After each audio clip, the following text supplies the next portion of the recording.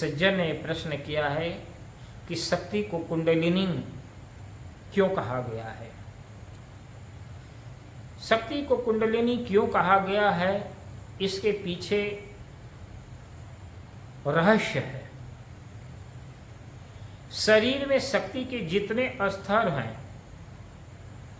जितने क्रियाएं हैं, वह सुनिश्चित किए गए हैं तथा विभाजित या अलग किए गए हैं।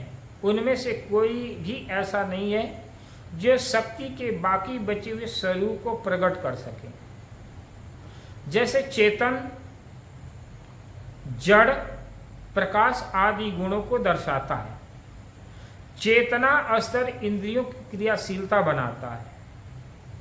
प्राण ऊपर उठता है तथा अपान नीचे दबाता है, किंतु कोई भी स्तर अथवा विभाग शक्ति की नित्य पूर्णता, उसके प्रत्येक अंश की पूर्णता का गुण नहीं दर्शाता। व्यष्टि तथा समष्टि दोनों स्तरों पर यह प्रश्न ऋषियों तथा विद्वानों के सामने था कि शक्ति कुछ भी उत्पन्न कर सकती है, बना सकती है, दिखा सकती है, समाप्त कर सकती है, नहीं हो सकती है।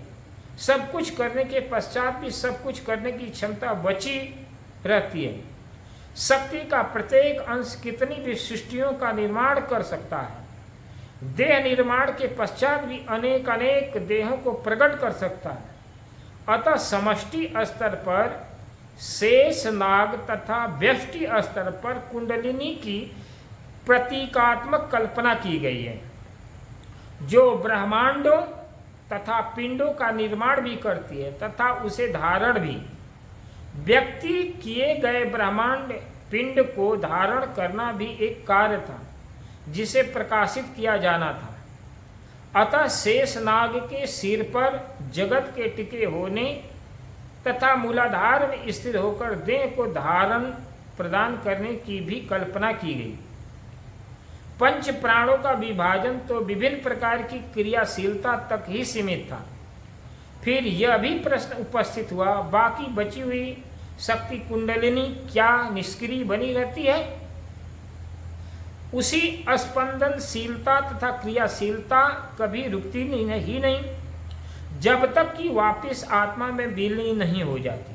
पंच प्राण तो शरीर को सक्रिय रखने का कार्य संभालेंगे हैं। जगदाभिमुख या बहिर्मुखी इंद्रियों की कार्यशीलता भी कुंडलिनी को सौंप दी गई। उसे कुंडलिनी की प्रसुप्तावस्था का नाम दिया गया, अर्थात सोई हुई है। कार्यशीलता तथा प्रसुप्तावस्था को दो प्रकार परस्पर विरोधी स्थितियां, किंतु यह परिभाषा गहन विचार चिंतन के पश्चात की गई है। कार्य करने के कारण कार्यशील है, किंतु भ्रमित होने के कारण प्रसुप्त अवस्था है। जब जीव का भ्रम दूर होना आरंभ हो जाता है तो कुंडलिनी भी जगत प्रसार समेटती हुई आत्मा में विश्रांति पाने के लिए लौटना शुरू कर देती। यही उसकी जागृत अवस्था होती है।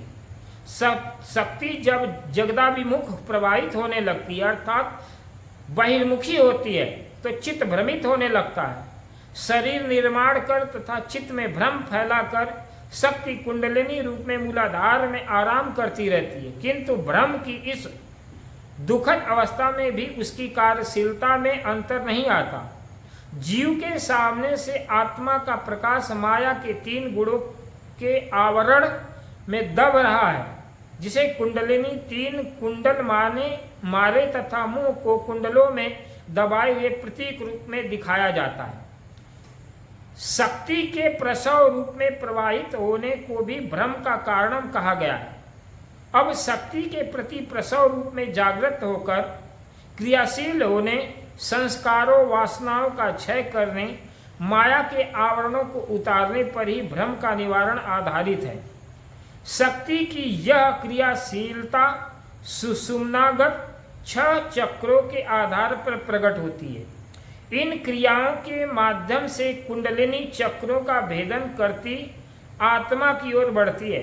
कुंडलिनी एक परिभाषिक औपचारिक प्रयोग है, जिसे केवल शाब्दिक अर्थ में ही ग्रहण कर लेना चाहिए।